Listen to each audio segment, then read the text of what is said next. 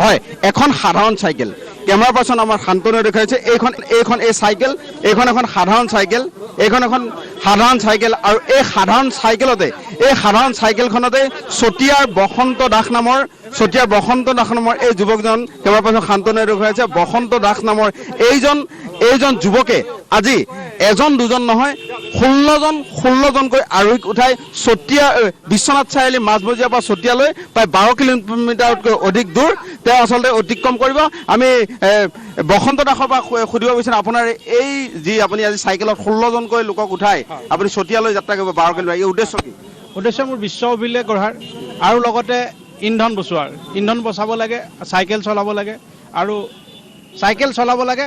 সুস্বাস্থ্য কৰিব লাগে গঢ়িব লাগে আৰু ইয়াৰ আগতে আপুনি কি ৰেকৰ্ড কৰিছিল ইয়াৰ আগতে মই 2012 চনৰ 26 জুলাইত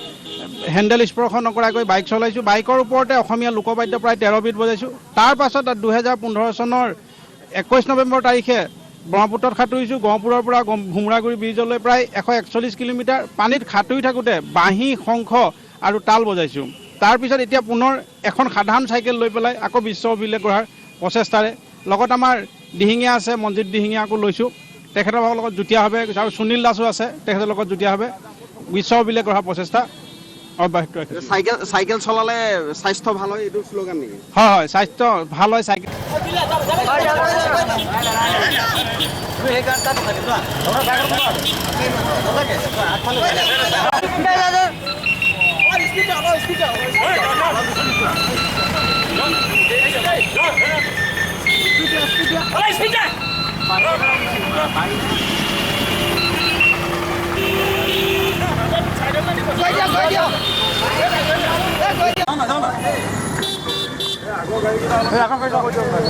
মই বাইক লৈ আহিছোঁ দেই